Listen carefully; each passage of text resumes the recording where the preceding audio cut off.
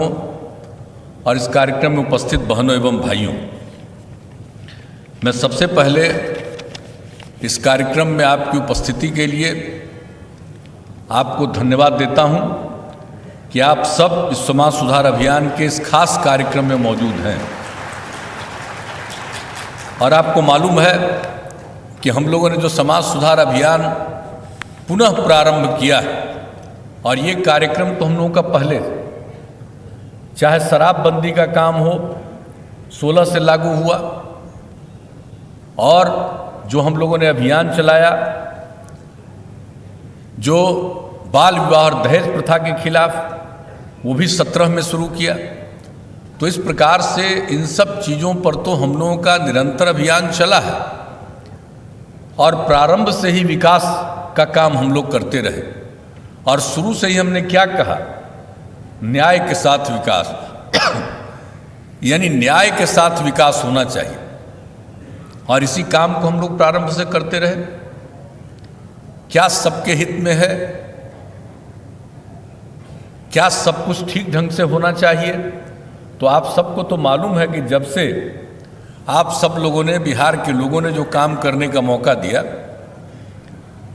और 24 नवंबर को 2005 में हम लोगों ने शपथ ग्रहण किया, तो तब से जो काम करना शुरू किया और समाज में कैसे हम सुधार लाए,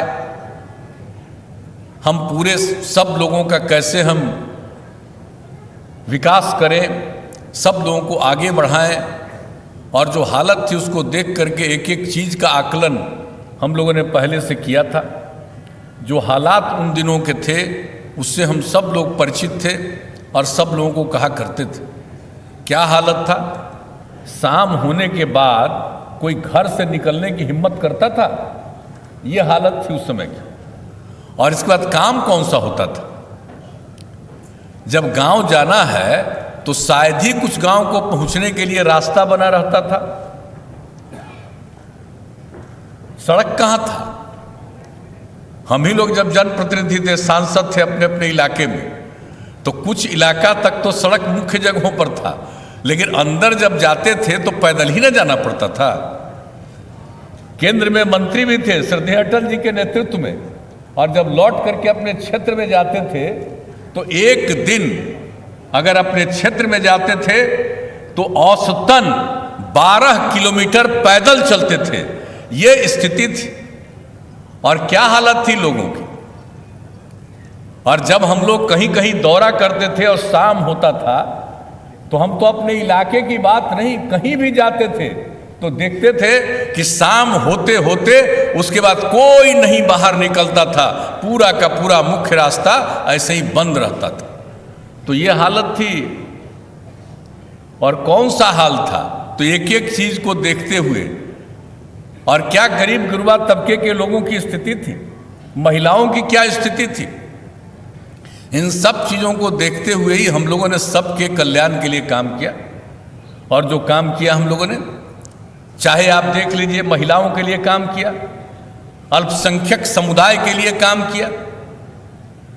आप लोग जरा याद करिए, अनुसूचित जाति जनजाति के लिए काम किया, अति पिछड़े वर्ग के लिए काम किया।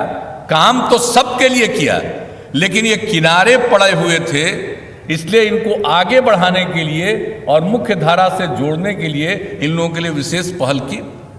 और क्या हालत थी महिलाएं, उनको कोई काम मिलता था? और जो महिलाओं की स्थिति थी, अपने गांव में खेत वगैरह में तो कुछ काम कर लेती थी, लेकिन कोई इज्जत नहीं। तो जो स्थिति थी, बच्चियों को पढ़ने में दिक्कत, लोगों की आर्थिक स्थिति ऐसी थी, और 5वें क्लास तक तो कुछ पढ़ लेती थी, लेकिन 5वें क्लास के बाद उसको आगे भेजना था तो उसके लिए ठीक ठाक कपड़ा चाहिए, तो देने की स्थिति में नहीं। तो ये सब जो हालत थी उन दिनों की, उसके सुधार के लिए हम लोगों ने क्या किया था? और सबसे पहले महिलाओं को आगे बढ़ाने के लिए जो हम लोगों ने, जो पंचायत का चुनाव 2006 में होना था, हम लोगों ने कानून बनाया और महिलाओं के लिए 50% का आरक्षण किया। और उसके पहले जो 2000 में चुनाव हुआ था, तो महिलाओं को तो छोड़ दीजिए, अनुसूचित जाति जनजाति को भी आरक्षण नहीं था। तो हम लोगों ने अनुसूचित जाति और जनजाति को उनकी आबादी के मुताबिक जो भी 16% और 1% का आरक्षण, और पिछड़ों में जो अति पिछड़े लोग थे उनके लिए 20% का आरक्षण, ये सब किया। और महिलाओं के लिए 50% का आरक्षण इस देश में पहली बार हुआ पंचायती राज व्यवस्था में। और जो केंद्र में कानून बना था और उस कानून के मुताबिक 1/3 महिलाओं के लिए आरक्षण था। लेकिन ये बिहार पहला राज्य था, जब आप लोगों ने मौका दिया तो हम लोगों ने महिलाओं के लिए 50% का आरक्षण किया। और उसके अगले साल जो नगर निकायों का चुनाव हुआ उसमें भी हम लोगों ने महिलाओं के लिए 50% का आरक्षण किया। तो कितनी बड़ी संख्या में महिलाएं निकली घर से और जनप्रतिनिधि बनी, और किस तरह से उनको आगे काम करने का मौका मिला। लड़कियों को आगे पढ़ाने के लिए पोशाक योजना, और उसके साथ और आगे बढ़े साइकिल योजना। जब 9वीं क्लास में हम चाहते थे लड़कियां और पढ़े, कोई साइकिल नहीं चलाती थी।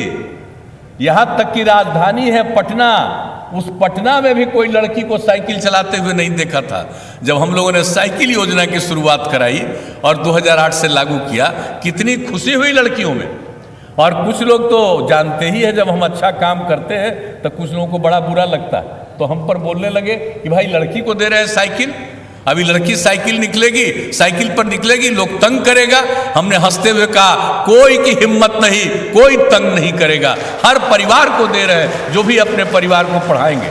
और बताइए कितना अच्छा माहौल हुआ, कोई घटना घटी और लड़कियों में कितना उत्साह आया। और जब 2 साल तक लड़कियों के उत्साह को देखा तो लड़कों ने भी हमसे मांग किया कि हम पर भी ध्यान दीजिए। तो हमने 11 के बाद से लड़कों के लिए भी साइकिल योजना करा दिया।